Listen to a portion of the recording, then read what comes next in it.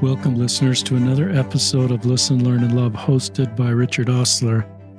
I'm grateful to have a recent BYU graduate who gave the main commencement speech in April of 2023 at BYU. The title of that speech is "In Zion, There Are No Imposters or Frauds. We All Belong."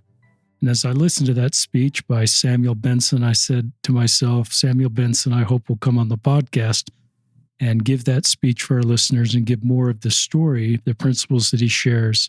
So Samuel is in my home. Welcome to the podcast, Samuel. Well, thank you so much, Richard. I'm happy to be here.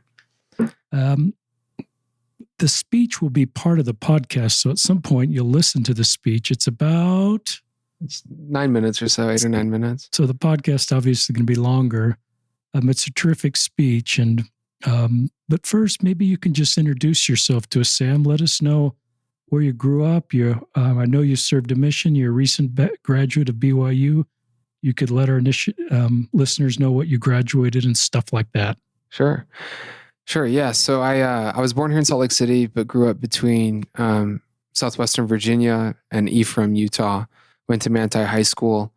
Graduated there from Manti in 2017. And then I served a mission in Boston, Spanish-speaking Boston, which is a place that I love and people that I love dearly. And got back in 2019, attended BYU, and my goal was to be an immigration lawyer, just because of the transformative experience of a mission and being exposed to different people in different situations. And in a lot of ways, having my eyes opened to the struggles of the immigrant community in our country. I decided that's what I wanted to do for a living. So I decided to take a major in sociology with Spanish as a secondary major. But because of a number of different circumstances, I ended up falling in love with journalism and decided to keep my major as sociology and Spanish, but then to pursue journalism professionally. So I got a job, an internship, and then later a staff position at the Deseret News. And I've been there for about 3 years now. And that's the goal, is to pursue journalism, political journalism. But it's been just a wonderful ride. I loved my time at BYU. I loved my time at Deseret. And I'm excited for, whatever comes next. Talk about, it's unusual to have a full-time job at Deseret News at a young age, and you've had that job for a while. That's maybe helpful for listeners. You've had a dream to do something like that. Tell our listeners a little bit about that journey in your life. Sure. A lot of it was just circumstance. I can't think of a better word for it. Happenstance, circumstance, coincidence. I needed an internship during the summer of 2020, so right at the start of the pandemic. And not a lot of places were hiring, and places that were doing remote work were it was just a tumultuous time, as we all know. And my heart was set on immigration law, but I had some experience from when I was younger in journalism. And I saw a listing for an opinion internship at the Deseret News on their opinion desk. And I'd never written an op-ed or a column in my life, but I thought, why not? Let's try it out. And I happened to be working at BYU as a researcher for Hal Boyd, who was in the School of Family Life there. Really incredible guy, Yale Law School grad, really sharp guy, knows family law inside and out. But he was working on a book, and I was one of his researchers, and he really encouraged me and said, yeah, you should apply for this internship. And he had worked at the Deseret News previously. And so he, put in a good word or whatever. So I owe him a great deal. Ended up getting the internship. And then at the end of the internship, just because of kind of personnel situation, they had an opening on the opinion team.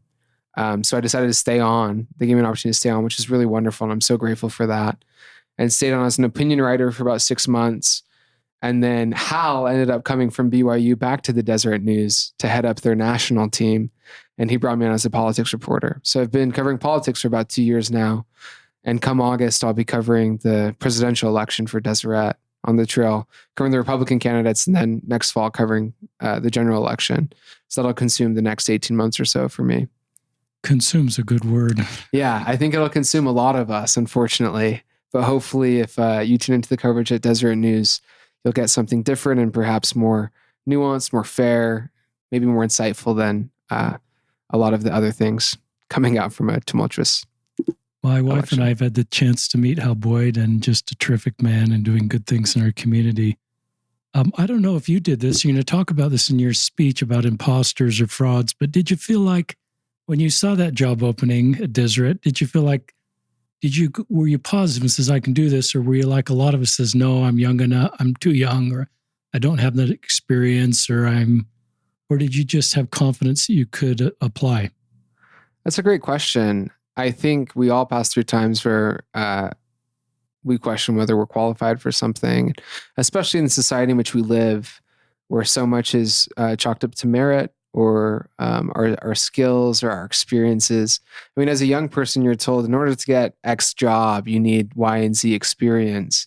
And it's hard to get that experience without ever having an entry-level job or internship. And so, yeah, I definitely did feel like I had no real, experience in that kind of part of journalism and opinion writing, but it turned out really great. And I owe a lot to the great people at Deseret and the people on my team who mentored me and took me under their wings. But yeah, I think imposter syndrome is a real thing, and this feeling that maybe we're not enough, or we don't know this, or we're not old enough, or whatever. And one of the best pieces of advice I got early on my time at BYU was just to take advantage of any opportunity you're given. Like, don't say no to any opportunity. It's better to overcommit than have to pull back later than be stuck wishing you would have done something. And so I took that to heart. And I think for most people my age, if not everyone, we're kind of in the same boat of trying to figure out what we want to do, who we want to be. And the best way to get there, I think in a lot of ways, is just trying. And if you fail, so what? How many, do you know off the top of your head, how many pieces you've written for Deseret? Oh, that's a great question. I'm not sure. I have no idea. It's not under 10 though. It's more than 10. It's more than 10 for sure. Do you have a favorite one, Samuel? Oh man, that's a great question. Oh. One that comes to my head initially, maybe just because this time of year and I'm thinking about it, was last summer as Pioneer Day approached.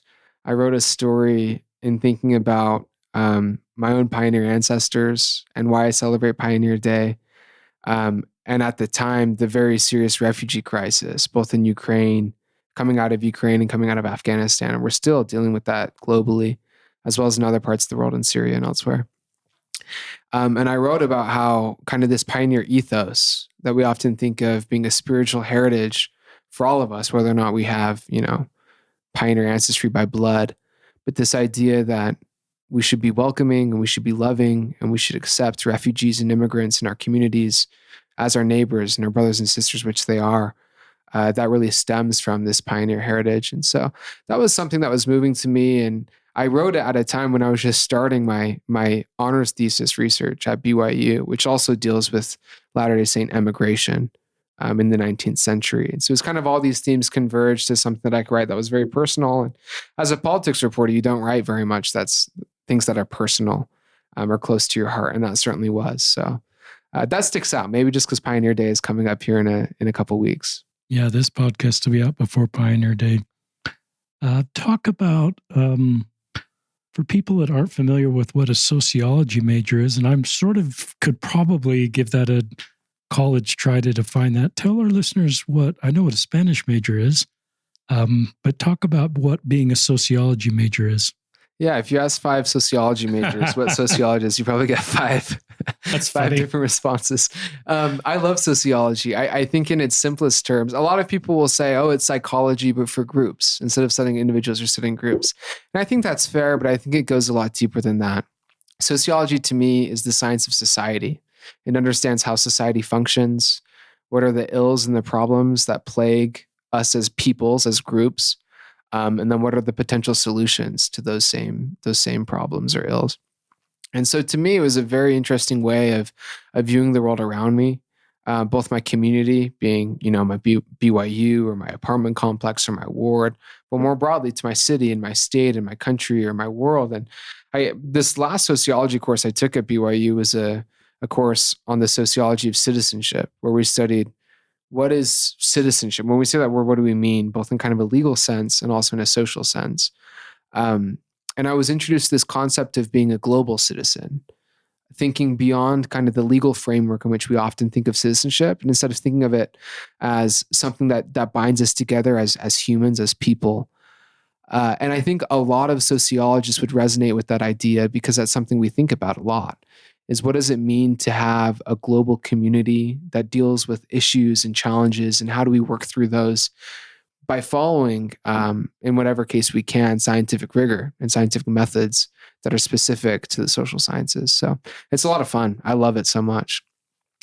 Talk about how you became, and I don't even know that you were the student commencement speaker for the full graduation at BYU, and you probably have better vocabulary, but you could name what that is correctly for our listeners and who's invited to that. But you could also talk about how you were selected. Yeah. Graduation is just a lot of pomp and circumstance, and we have way too many meetings and ceremonies. But how BYU does it is they have, and a lot of universities follow the same model, but they have a university-wide commencement, which is a meeting with, or a ceremony with all of the graduates, be they undergrads or doctorate students or master's students. So everyone that graduates can come and bring family. And BYU always has a general authority at that one that speaks, or another speaker. And then every college has their own graduation. So mine was the College of Family, Home, and Social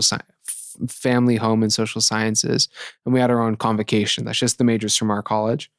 And so all of those have different speakers. And how BYU does it is every year for the university commencement, the big one in the Marriott Center, they invite one of the honors program students to speak. And the process was pretty straightforward. They basically just asked a lot of us, or all of us honors graduates, to submit a CV of things we had done at BYU or come in an interview or whatever.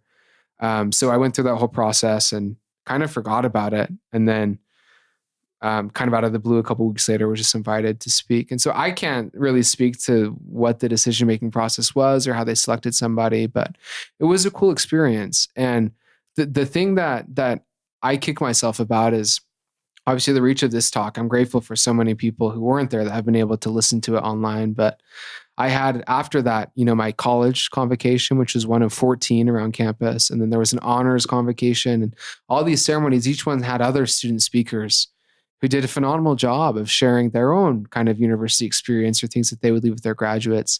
And I wish we could get transcripts of all of their talks as well, because the things that they spoke about were really, really powerful and moving to me, and maybe it's just because I'm a graduate. So it's that time of my life. But it was a powerful week for me. And I think for all of the graduates or anyone that's gone through that process of graduating from any school.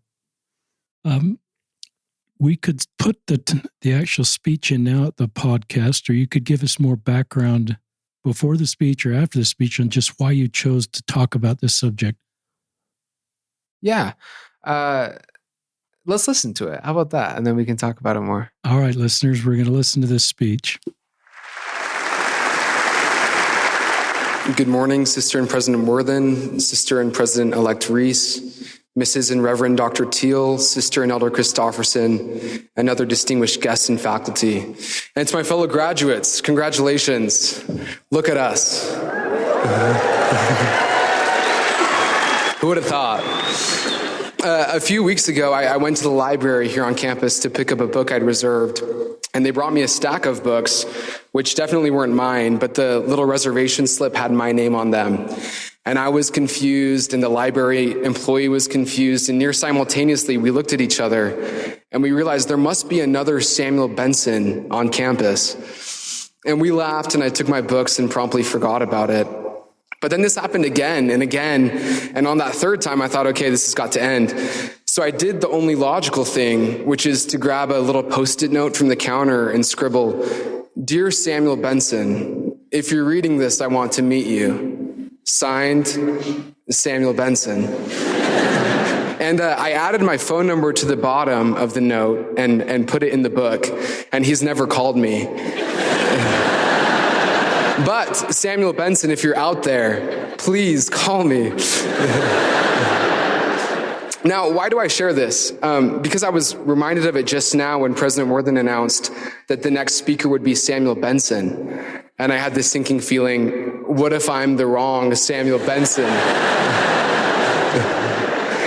And I joke about this, but I'm sure many of us, if not all of us, have felt something similar. Maybe this morning when we put on our gowns and our hats and we looked in the mirror, we thought, there's no way that I am really a college graduate.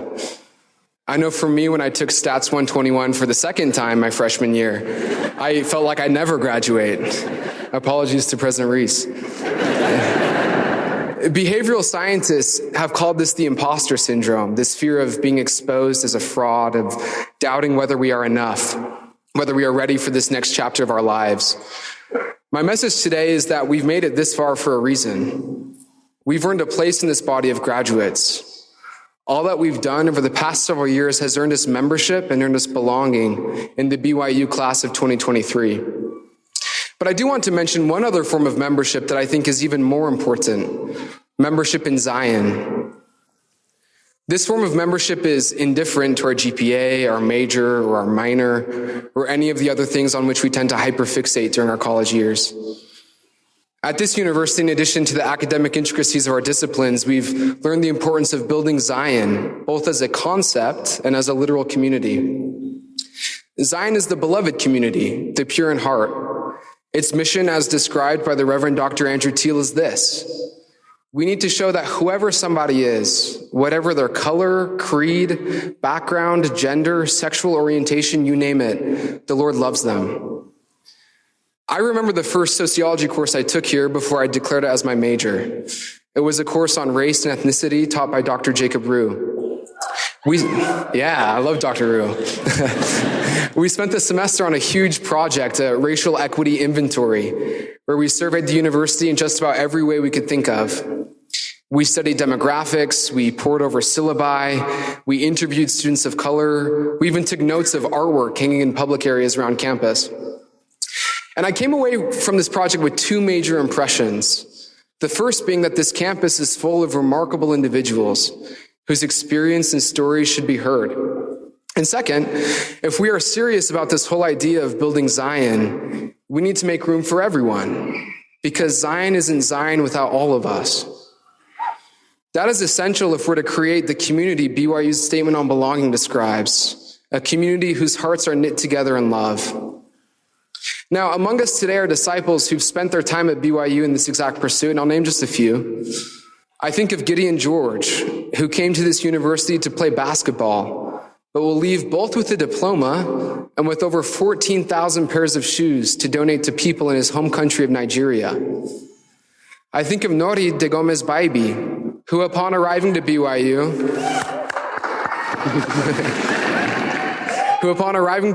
found there were few on-campus resources for undocumented students. So she worked with the International Student and Scholar Services to create them. She sits today in this crowd as the first in her family to graduate from university.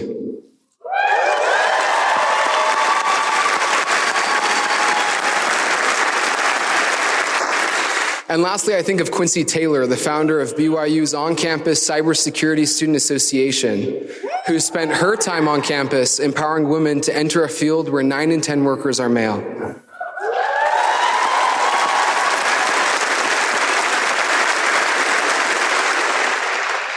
And I'd certainly be remiss if I didn't mention our outgoing president and Sister Worthen, who've given 9 years of their lives to bettering this campus community.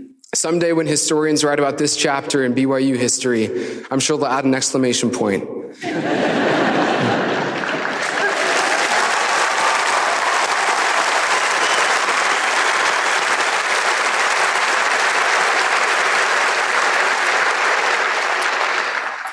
Their tenure will be remembered for many things, but I remember specifically the first devotional I attended my freshman year. And President Worthen gave this charge. He told us to see ourselves not as isolated individuals pursuing our own career goals, but as part of a covenant community gathered to realize our full potential as children of God. On that note of career goals, Hugh Nibley once wrote, "In the Zion of God, where there is no sickness, there will be no more doctors. Where there is no litigation, there will be no lawyers." And he continues to list about every field in which all of us will get degrees today. Though I do note he didn't mention sociologists like myself, probably implying most of us would already be unemployed. But what are we to make of this? How do we reconcile this claim that in Zion we won't need doctors or lawyers or whatever else, and yet we've spent 4 years here and however many more to come training to be exactly these things? Now, we can all reach our own conclusions, but I offer one possible interpretation. At this university, we enter to learn, and then we go forth to serve. The laborer in Zion labors for Zion, not for money. In Zion, we don't call each other lawyers and doctors. We call each other sister and brother. I recently stumbled upon a quote I've come to love, written by a British visitor to Utah in 1892. The people of Utah, he wrote, will not tolerate either a beggar or a millionaire within their borders, but devote all their surplus to the building up of Zion. That is our mission, to not get caught up in the allures of the world, but to use the surplus of skills and talents and abilities we've developed at BYU to build Zion. This Zion will be one of diversity and of peace, one of everlasting joy.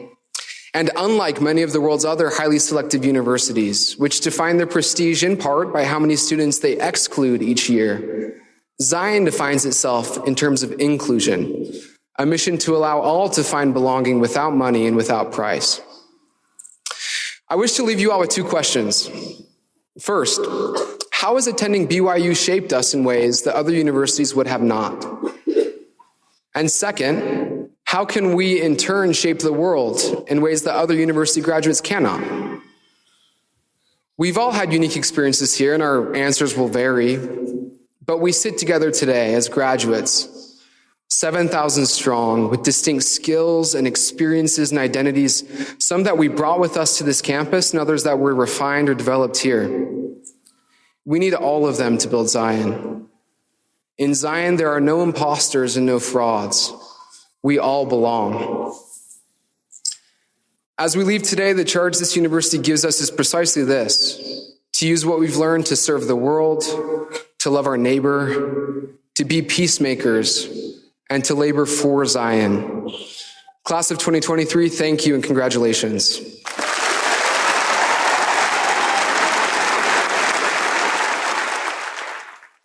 Okay, terrific speech. I could give you a lot of comments about the speech. I love Zion. I love belonging. There were some incredible phrases in there, like Zion defines its mission by inclusion.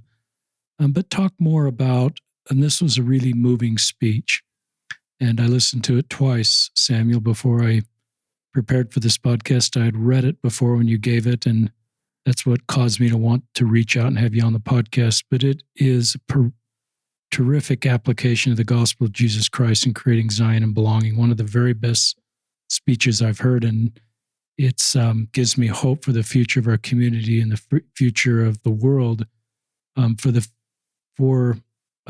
vision you have. And now I'm talking more, and I want you to talk. I noticed how you lifted the voices of others. Even before you talked about your own speech, you just talked about the students that gave incredible speeches in other parts of BYU, and wish all those could be read. But a big part of your speech was, it wasn't all about Samuel Benson. It was about other people that had less privilege and less voice, and you elevated their voices. And the work you did at BYU that you referenced was a lot about their stories. So I'll just turn it over to you to talk however you want to talk. Yeah, I appreciate that, Richard. In thinking about why I chose to speak on this topic, as a writer, I thought, okay, writing a speech is simple. This is 1,000 words. That's a third of a lot of the stories I write. I can do this easy. But the tough thing for me is when I'm writing something that I feel strongly about, it's really hard for me to start writing. I kind of have to sit with it for a couple of days and think about where I want to start. And this was the hardest thing I ever wrote. I was at a loss and didn't know what I wanted to write about. And I wrote a draft of a speech that was on a completely different topic. And I shared it with a couple of people that I love, that I knew would give me honest feedback, my mother, my girlfriend.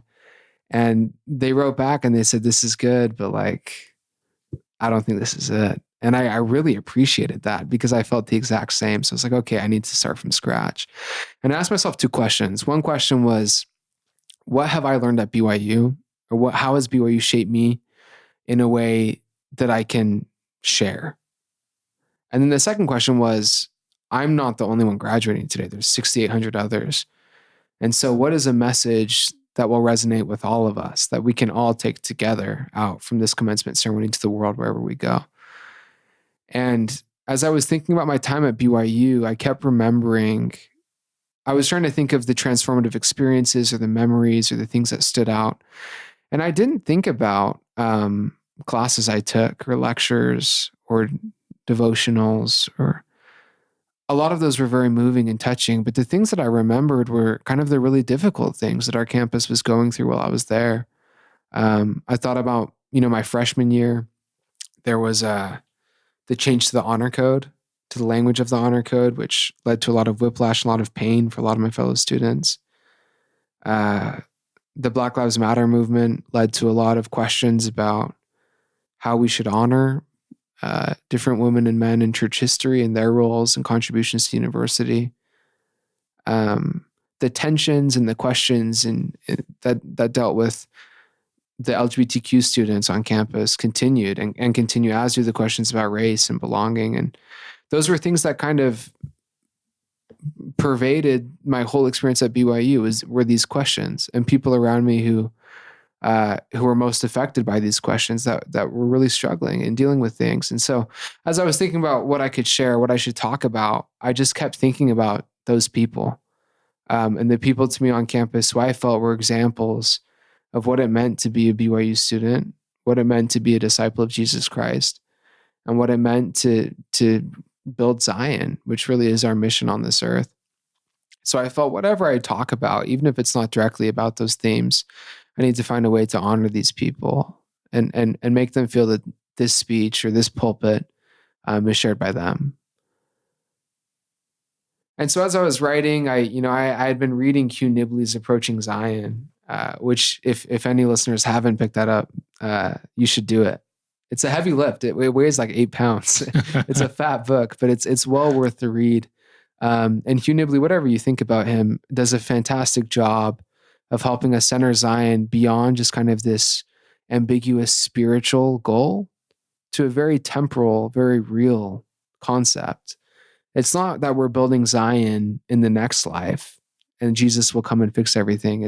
We have a job of creating Zion here in this life. And that to me was a concept that I knew, but I don't think I really understood it before reading Hugh Nibley's words. So anyway, that kind of made me think, okay, maybe Zion is what I need to talk about. Then I thought about the experience I had at BYU, and I realized what I've witnessed at BYU, what I've experienced is kind of a laboratory of what it means to build Zion. And I don't want to go too far tangentially here, but maybe a quick story that illustrates this that I didn't share in my speech, but I wrote a longer essay for Wayfare where I mentioned this. I had a good friend my freshman year named Don, who he was a senior. He was bright, brilliant, ended up going to Cornell Law School, just graduated from Cornell. And at the time, he was involved with the Black Student Union and was doing really great work on campus and helping us. He helped start the anti-racism group or had a role with that club and a couple other things. Anyway, during the summer of 2020, with the Black Lives Matter movement, a lot of people started thinking, okay, how do we honor people like Abraham Smoot, who was a benefactor to the university, who did a lot of wonderful, great things, both for the university and for the territory of Utah, both politically and religiously and in the education sphere. But he also owned slaves and had a pretty prominent role in promoting slavery in Utah territory. It's like, how do we balance these two tensions, right? Of the good that he did and the really awful things that kind of stemmed from his legacy. And there were real pushes to take his name off of the administration building at BYU, which is the big building on the north end of campus that houses the university president's office and other administrative offices. And Don and the other officers of the Black Student Union came up with this really novel idea and approach where they wrote a letter to President Nelson and to the NAACP and to others, where they laid out this vision they had of a university that didn't have names on the buildings. And when I heard this, I was like shocked. I was like, we just take off the names of all the buildings, all the prophets. And they explained in this letter that BYU at present has a policy where new buildings don't get names. They just have generic titles. Like the Maxwell Institute is in this brand new building on the west end of campus called the Westview Building. And the Life Science Building and the Engineering Building are called Life Science Building and Engineering. So they're just very pragmatic, practical names. And they said, why don't we just retroactively apply this policy to all buildings? And then we avoid this tension in the future of all of these people have faults, as we all do. What's the justification for keeping one name and taking another off? And I was really uncomfortable by this. Two of my great grandfathers have names on campus. I'm a Nepo baby in that sense, I guess. It didn't help me get into BYU, I promise. But like these are men and women of God who are honored on our campus, many of them, who did really great things to build the kingdom. And are we discrediting their work by taking their names off? That was kind of the thought process, right? And I called Don, and to Don's credit, and I'll always be so grateful to him for this, that he just listened. And he listened to my concerns and listened to my viewpoint. And then he explained to me and said, look, like, I just want to share with you where we're coming from. And he said that the women and men who built BYU and who have built the church were inspired, were good people who did great things. And he said, it's great that we have a lot of their names on the facades of our building.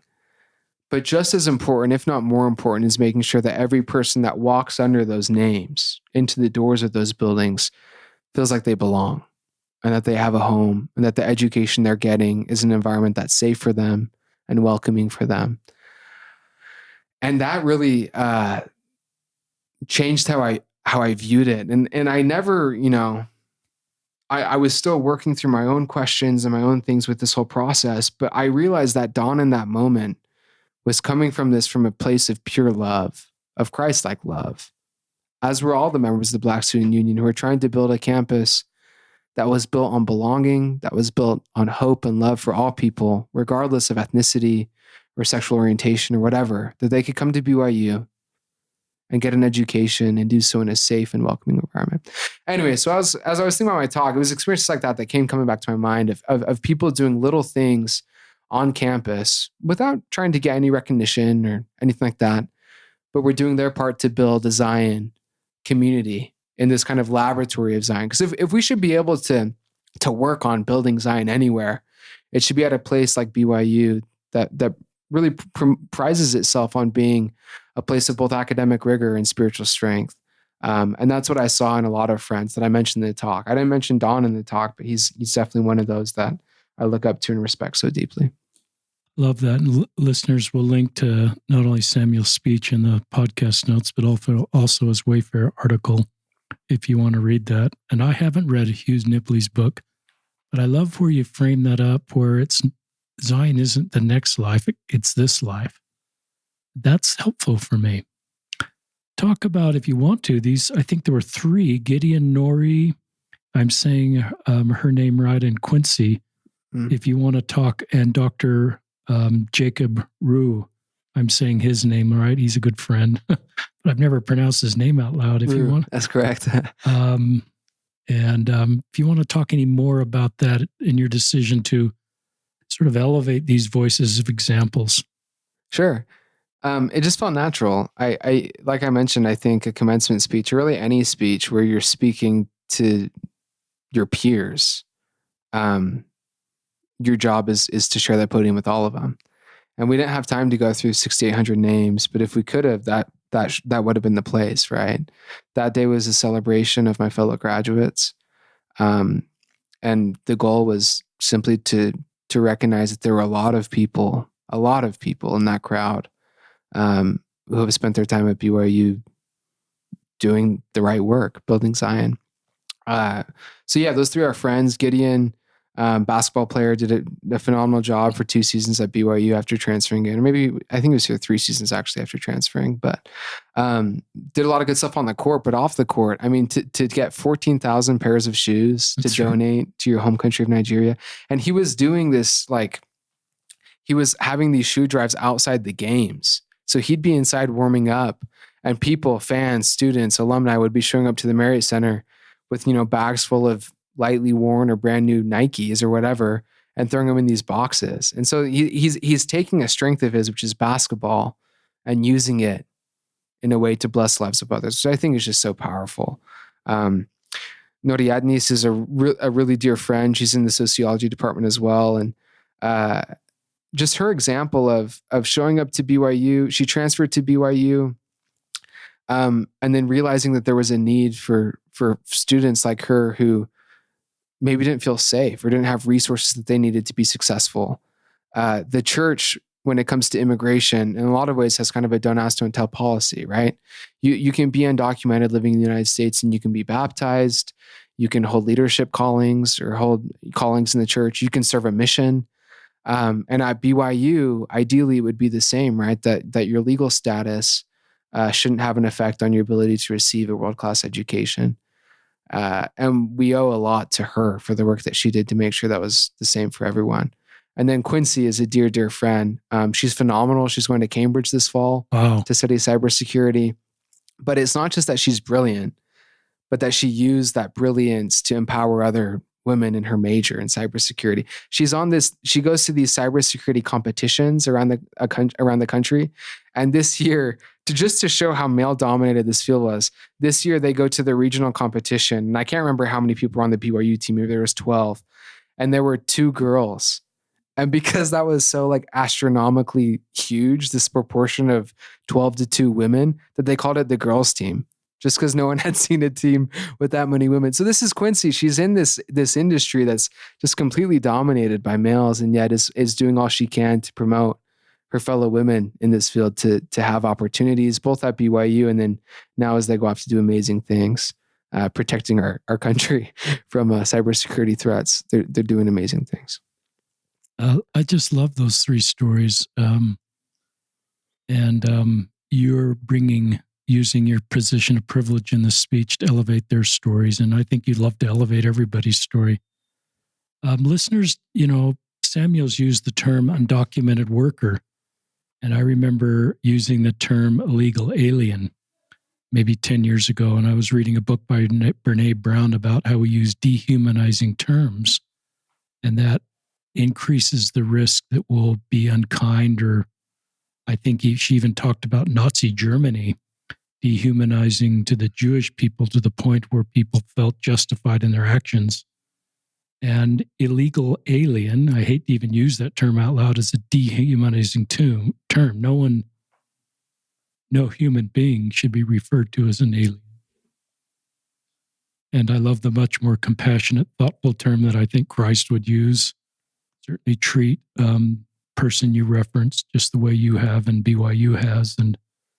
And so I love that term. And I think that's a question for all of us to think, because I'm repenting publicly for the term I used to describe that group. And I became aware of the things Samuel just said about the church. Yes, they're undocumented workers, but the church doesn't deport them, doesn't not call them on missions, doesn't not give them church calling. So it's kind of back to this tension that you felt your whole life at BYU. And that was a great example that you shared of building names and having that honest conversation. But BYU is kind of in the middle of the tension of a lot of these issues. And in your age group that's kind of grown up with that tension and having to navigate that, you're going to take your lived experiences, the principles you've learned, to sort of live with that tension and take that into your lives, into your church assignments, into your families. And I think it's going to be really helpful because it's not just theoretical. You've had to live this, and it's sort of the tension. And I don't think tension's a bad thing. I'm not sure the goal is to eliminate tension. I think the goal is to do the things that Samuel talks about in his speech in this podcast, is to find principles of Zion. I've shared this story before, but I've been sharing it more, and then I want Samuel to talk. My wife and I, we were dating at BYU. That was a long time ago, Samuel, like 1988, 35 years ago. And we found out while we were dating, we were in different political parties. And we are still in different political parties. That has not changed. And now that our kids are all adults, we're not trying to keep score of where our adult children end up. And we're not trying to convert each other to our respective political parties. We like it that we're different that way. And we think that makes our marriage stronger. and we can have respectful conversations about political differences without sort of the vitriol that can be present. So to me, that's part of a Zion element in our marriage is we're unified in the gospel of Jesus Christ, but we have differences there, and we live with that tension. And so I just think that's part of the reality. I think Zion is not sameness, but Zion has taken all these beautiful differences that you highlight in your speech, and so that we can lift the hands of others. Share more. I'd like you to just keep talking about things that are on your mind. You could talk about your future. You could talk about feedback from the speech. Anywhere you want to go, Samuel. Sure.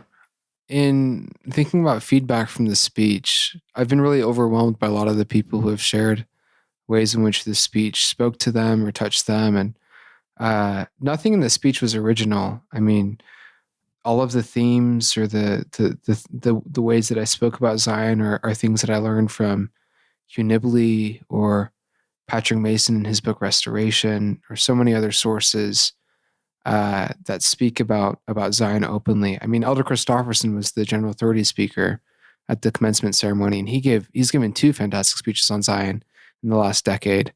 And this is something that I think a lot of us have in the forefront of our minds, especially with President Nelson's invitation to be peacemakers. If you're building Zion, you're being a peacemaker. You can't do one or the other without doing the other, and so that's powerful. But yeah, in terms of feedback, the really only negative feedback I've received, and this is really interesting actually, is I've had multiple people reach out to me and want to have just open conversations because they're confused, thinking that almost I was presenting a Zion that was too inclusive. And listeners might cringe by hearing that, but their thinking was that the celestial kingdom has kind of a standard, right? That to enter the temple, there is a certain standard. And if saying that Zion should include all of us, that Zion isn't Zion without all of us, that we're kind of defying the standard that the Lord has set.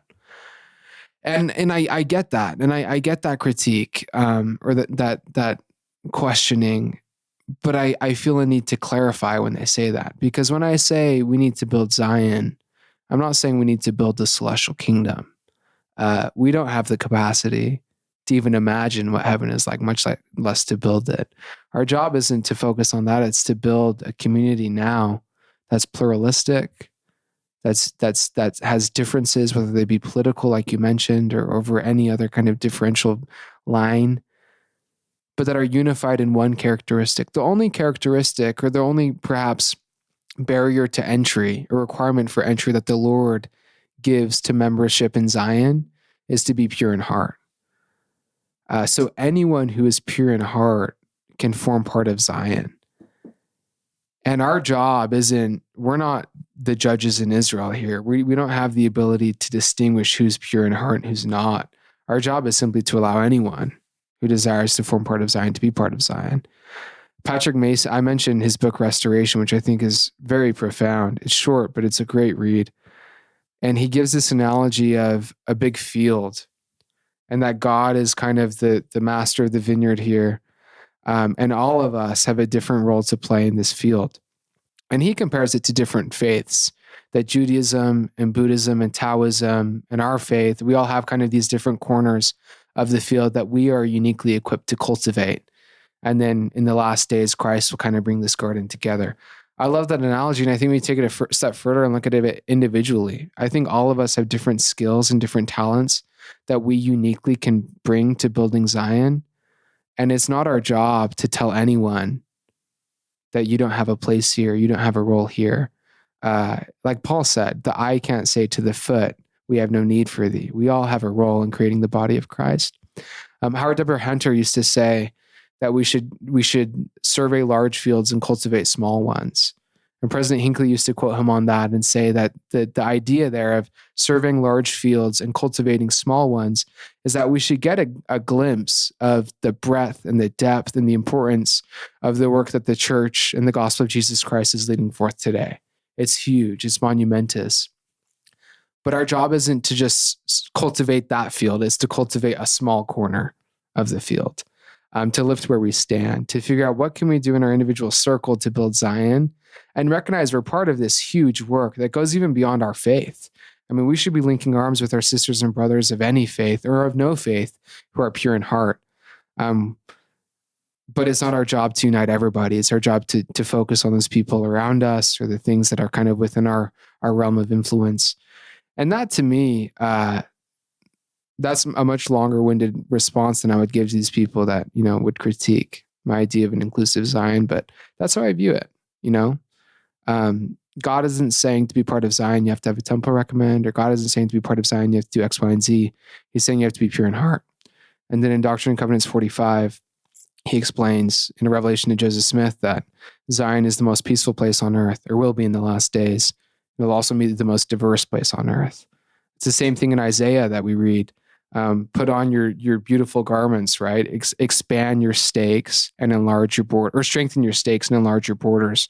We can't strengthen Zion without making it more inclusive, without expanding the borders of it, making it more broad, including more people. And so that's how I feel about Zion. It's a beautiful concept to me.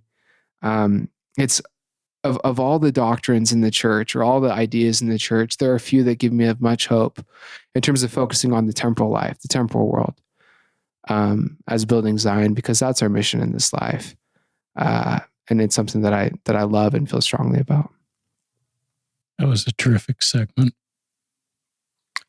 I'm glad you addressed that question that you got, and others may have that question that are listening right now, or wondering how to navigate that in their own congregations as they try to build Zion, and may have some questions in that lane. And that was a terrific answer.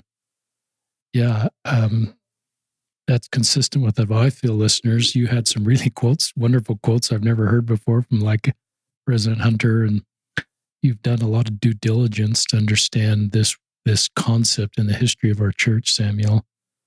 I like just the ideas, listeners, we're called to be gatherers, not sifters. I love the idea that the gate is wide at the congregation level. There's no belief or behavior hurdle to feel welcome or a sense of belonging at the congregation level. And there is, like you say, for the temple, there's a belief in behavior, but I think Zion isn't bringing that culture of what you need to do to get in the temple into the congregation or into the family or into our friend group, and pure in heart. And I think we'll get more, into the celestial kingdom or into the temple as we create this Zion, this deep sense of belonging and accepting people for where they are in their individual journeys. And people respond better when they feel loved and accepted and understood and not judged. Your point that we're not called to be judges. We're not called to be sifters. We're called to be gatherers. I think at the gathering of Israel that President Nelson talks about, not only that family in Boston that you helped teach that may or may not have been documented, but our own members, your fellow students at BYU, and your work to help them feel a sense of belonging. And part of that is sitting with, like you have with this fellow, Don, I think his name, and just sitting with him in the realities of his situation and being present and being willing to listen to his story and validating how he felt. I think that is a helpful principle of ministering. It's just a great segment. Do you have any more thought? I have a question for you. And if you have any more thoughts, I don't know if there's examples in the life of Christ's ministry that resonate with you as you're talking about belonging, creating Zion, or anywhere you want to go next, Samuel. That's a great question. In thinking about Christ, I think he was the champion of everything we aspire to be. But particularly this idea of building Zion, the idea that the Savior, the Messiah, was come to liberate Israel and to free them from Roman oppression. A lot of those ideas didn't come to fruition in a temporal sense during his life, but he certainly was involved in offering them a spiritual liberation, and so much of that came by changing how they viewed the way that society taught them to view their neighbor. People who grew up in the time of Christ in his community, in his area, were taught that Pharisees were one thing and Sadducees were one thing and Romans were one thing and prostitutes were one thing and lepers were one thing. And Christ consistently and over and over and over again spent time challenging people to reconsider how they view their neighbor and what they viewed their neighbor to be. And the Good Samaritan, I think, of all the parables is the best example of this. But I think, just last week in Come Follow Me, we were studying about the Last Supper. And as I read, I was moved by viewing the Last Supper and then Christ washing his disciples' feet, not as separate events, but as part of one lesson that he was teaching them. The last commandment he gave them was that they should love one another as he loved them, right? The last ordinance, or the last thing that he taught them by example, was this sacrament, where he's offering them a symbolic way to remember him. And today, when we partake of the sacrament, we're remembering our baptismal covenant, which in part is to keep his commandments, his last one, to love one another, and then to mourn with those that mourn, to comfort those who stand in even comfort. In simplistic terms, to build Zion with the people around us. And then the next thing that he does after they break bread and drink wine is he kneels down and he offers the most meek form of service that he could, symbolically based on his time and his culture, something that a servant would do to his master. And he teaches them that I'm not here just to lecture you that you should love one another. That's your job. But I'm going to show you exactly that the service that you give needs to be the most humble, the most meek, and yet the most individual that you possibly can. And that to me is as powerful an example of building Zion as I could possibly conjure up. The Savior of the world on the eve of his atonement, where he'll give his life and suffer for all of the mistakes and the way that we mess up around the people that we love, or the people that we don't love. He atoned for them too.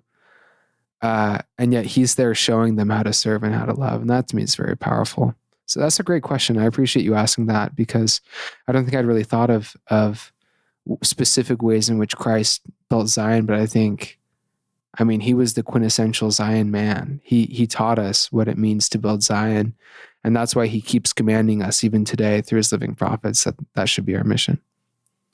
You gave a great answer, very good spontaneous answer. I thought you could handle that question. You could talk about your future, what you want to do professionally. You could talk about this summer. You could continue to talk about the principles in your speech and more thoughts about creating Zion. It's kind of your platform to keep talking, Samuel. I appreciate that. And thinking about Zion and kind of what's next for me, I'm in the process of writing a book right now. And I had an idea going in what the book was going to be, and now it's kind of shifting. But more or less, it focuses on the church as an institution being built by immigrants, and thinking about the first wave of immigration from Great Britain in the 1840s, and then migration from Europe throughout the 19th century, and then up until today, where it seems that Latter-day Saints over and over are on the forefront of issues that deal with American immigration in the United States. So I have a chapter that talks about Senator Hatch's role in being the first to propose legislation to protect dreamers, DACA legislation, despite being a staunch conservative and even socially very conservative. And many people would be surprised by him going to bat for immigrants. I talk about the Utah Compact and the church's stance on immigration, 2010, 2011, and also in Arizona, why that all came to be because of a Latter-day Saint in Arizona being very anti-immigrant, and then a Latter-day Saint stake president in Arizona kind of battling him on that and the unique kind of contours of that. I talk about the Trump administration and the Muslim bans and how those in many ways reflected the proposed Mormon bans of the 1880s that Grover Cleveland proposed. And I dive into kind of these issues over and over, but it's all framed through the stories of individual migrants from these time periods.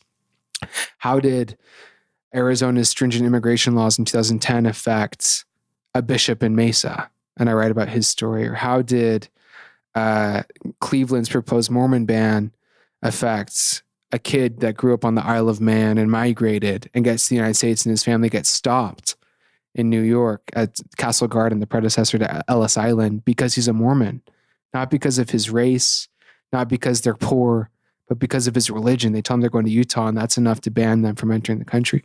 So I tell these stories, and the goal is to kind of help the reader and also help myself in the process recognize that migration is something that's as Mormon as Jello.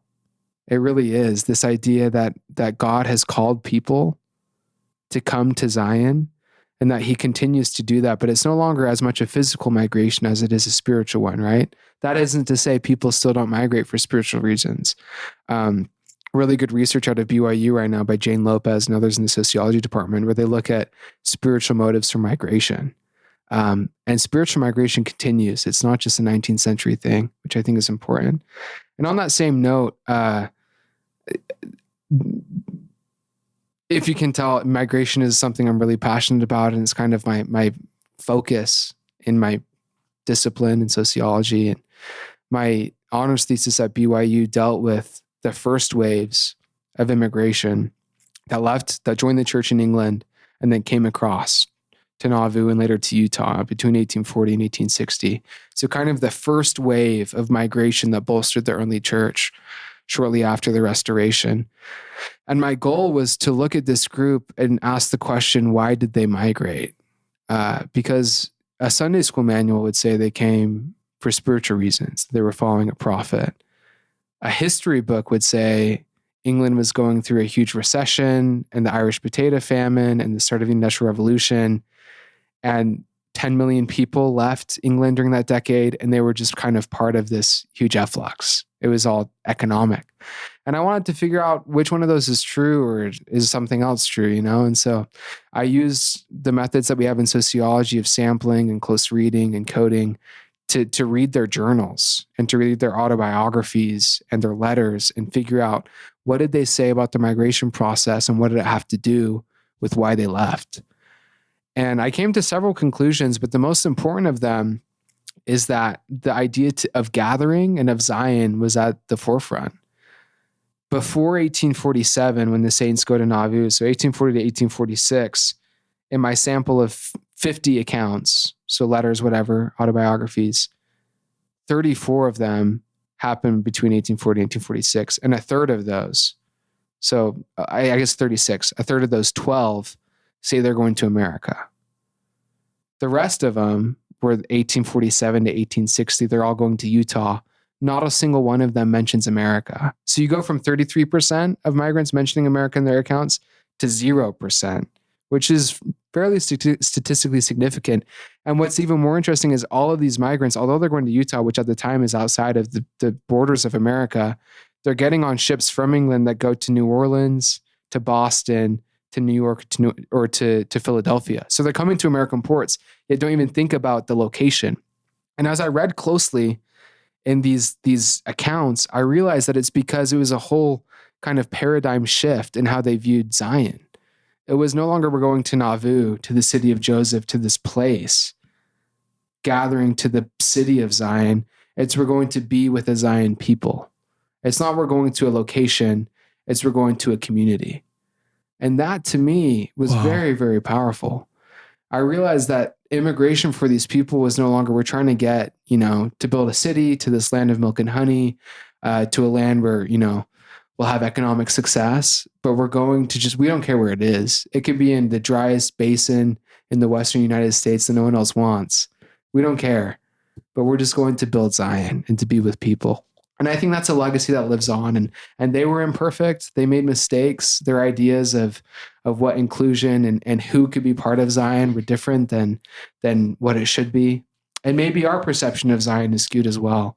But to me, it definitely lends to a hope and to an idea that Zion is much more broad than we like to conceive it to be. And it really should include every single one of God's children.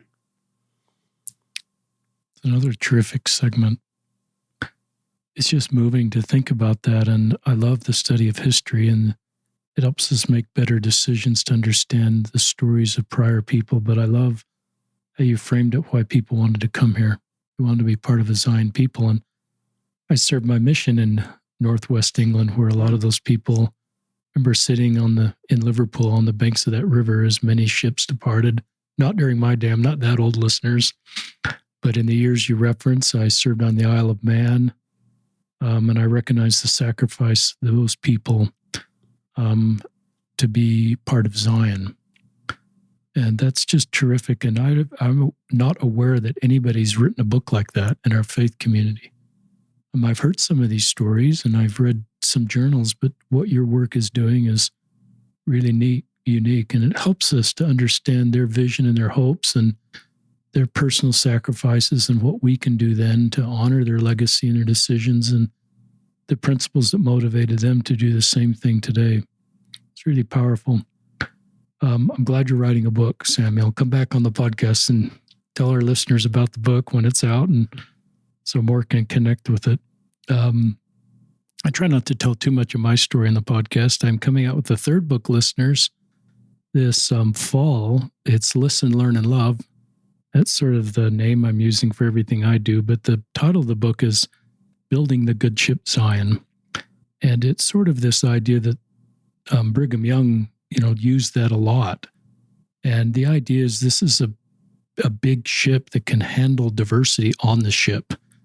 And I go through 7 chapters of different things that we can do to help people feel like they belong on the ship, like differences in, if you're married, really supporting single people with different child situations, like not the ability to have children, people that have had difficult church experiences. I had a therapist write Healing from Church-Generated Trauma, because some people that have had difficult experiences in our church but have a fundamental testimony and want to stay on the good ship Zion, but need people that understand that world.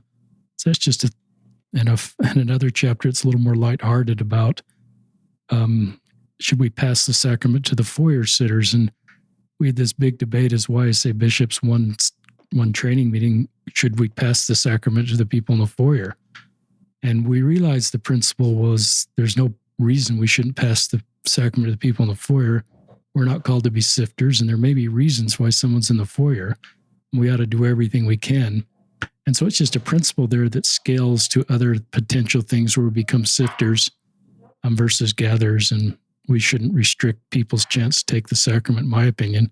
There's nothing in the handbook, and part of a principle there is we don't develop new rules that aren't in the handbook that we think is some sort of measuring stick, and we sometimes create new rules that sift people and don't help people feel welcome.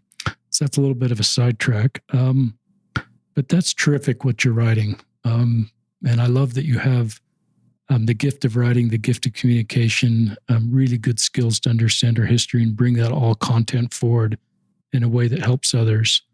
More things you'd like to share, Samuel? I'm excited to read your book. That sounds fantastic. And I do feel like this podcast is an example of what it looks like to build Zion, of bringing together people who have all different life experiences or perspectives or feelings, and allowing them a space to share that, which I think is really powerful.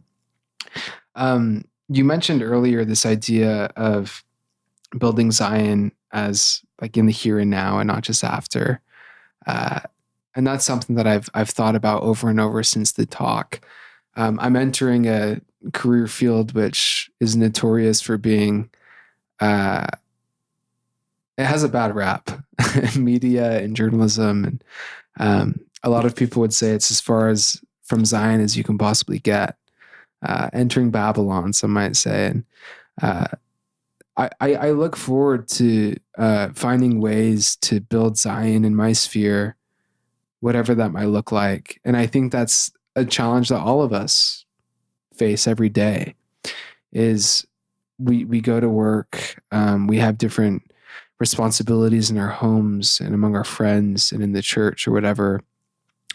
And building Zion is something that we just don't do after 5 p.m. It has to be something that really becomes who we are.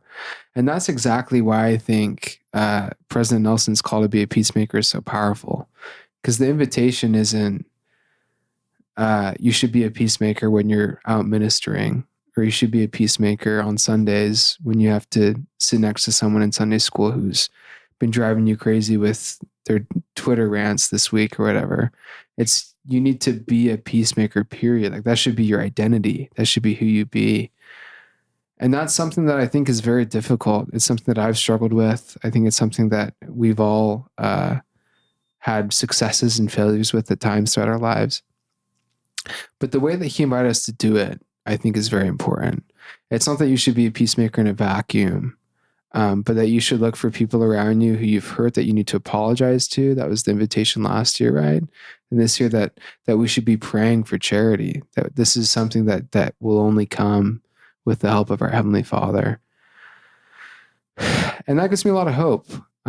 This is a call from a prophet of the Lord who I sustain and I love, and I'm grateful for his guidance and his love. And so just a powerful, powerful talk. I heard Patrick Mason speak. Wow, I've given Patrick a lot of way to go, shout-outs. Patrick.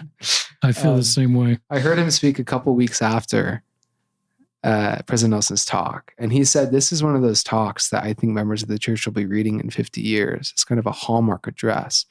Like we think of, Beware of Pride or talks like that still get it passed around in elders' quorums or whatnot. And I think being a peacemaker is going to become harder and harder the more contentious that the world becomes. There is so much good in the world. And there are so many people pushing for progress and pushing for change and pushing to build communities that promote belonging and inclusion for anyone.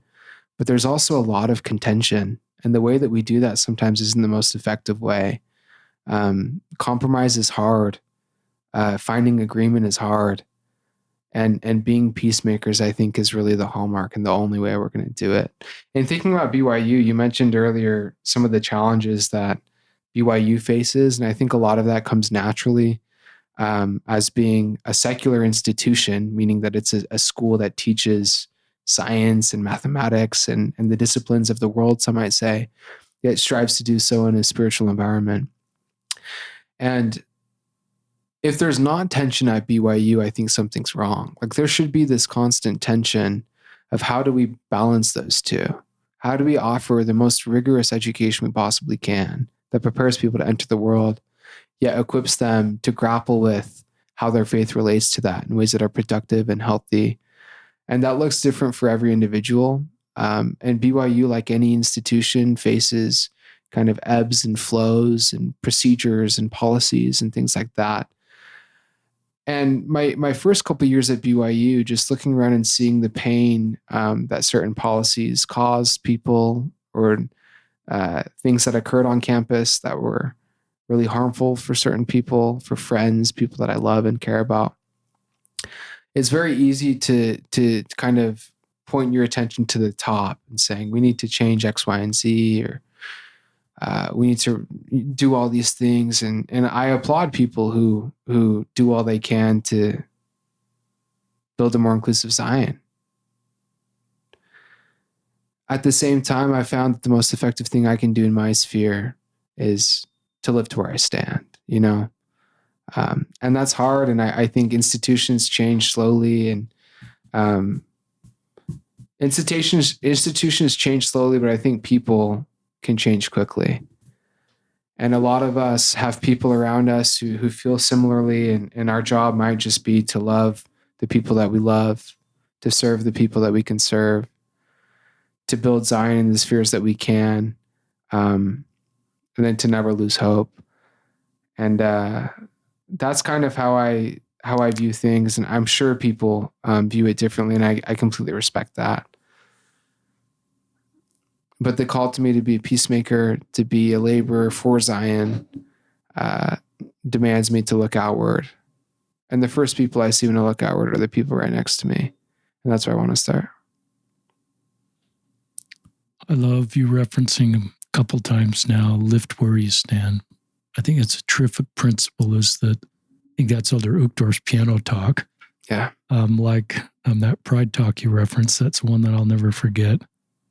But a powerful principle, and I think that's what we do, is we do what we can in our circle of influence and the people that are proximate to us. And that was terrific. Talk about, you're aware of all the complicated issues historically in our church and currently, if that's okay to call them complicated, but yet you have a firm testimony of the church. Will you share your testimony with our listeners? They may enjoy hearing from somebody that's kind of understands the complex issues and is not surprised about anything because you understand it, and the reality of what it's like for some people in our church, and still have a firm testimony of the church. Just talk about that if you're okay.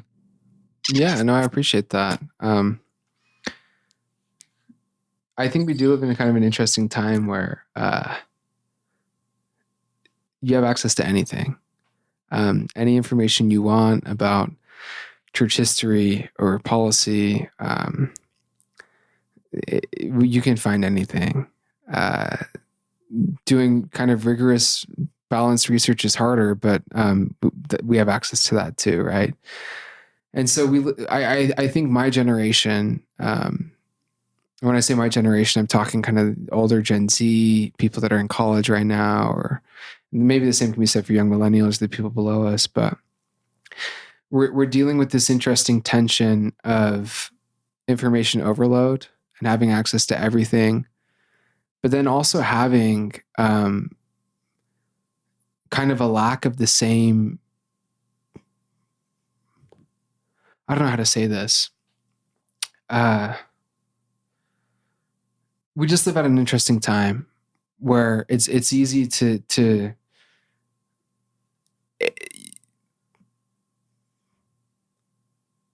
I'll just focus on what I know. How about that? I have a lot of faith in my Savior Jesus Christ, and I have a lot of love for his gospel and for the covenants that I've made with my Heavenly Father and for the power that I get through my Savior Jesus Christ. My testimony is built on that. And then my testimony to the church really stems from my belief in the Book of Mormon and for the powerful experience I've had with the Book of Mormon and for the love that I have for the doctrine it teaches me, for the way that it expands my view, but more so than anything that I read in the Book of Mormon, but the powerful experience I've had of knowing that it's true. And so when I have questions, when I doubt, that's something I can't deny. There are a lot of things in church history or policies that I don't fully understand. And I think the most difficult part of those is when I see ways that people who maybe don't have the same privilege I have are hurt by things that don't hurt me because of my circumstance.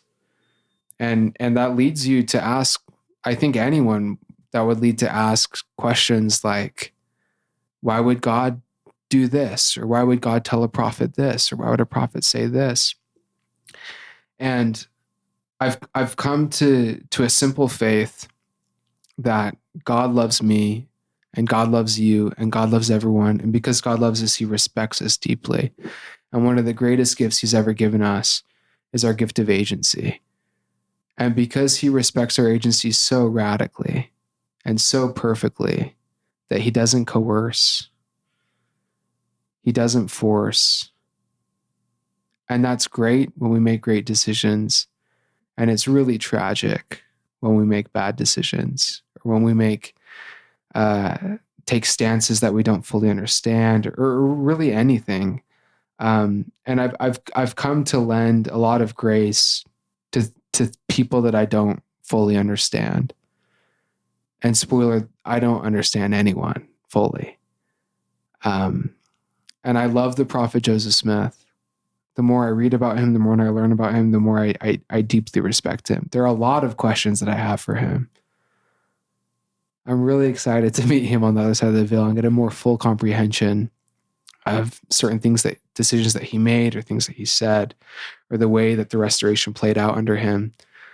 But I extend grace. And I think the same could be said for my view of living prophets and apostles. There are things that I don't understand or comprehend fully, or that I have to sit with, or that make me uncomfortable, or that I look about how certain statements or policies affect me versus how they affect other people. And I question and I wonder, but I'm led back to this fundamental belief in God as a God who grants agency and love. And I think it's all tethered there. So I love the church. I love the gospel of Jesus Christ. It hurts me to see so many people my age, including people I love, step away from the gospel because of feeling like they don't belong or people that they love don't belong. And the simple conclusion that I've come to, as I've said before, is that I'm going to do all I can in my sphere to create an environment of belonging and love based on the things in the gospel that bring me a sense of belonging and love, and try and share that with as many people as I can. So, yeah, in short, my testimony is that I love my Savior, that I love my Heavenly Father, and that I'm so indebted to His church and to His gospel for providing me a sphere to hopefully become a better person and serve the people around me. That was a terrific, spontaneous segment. I love the phrase "led back," where you're aware of the complicated issues. You don't have your head in the sand, Samuel, and most of your peer group doesn't. They're aware of the challenging issues.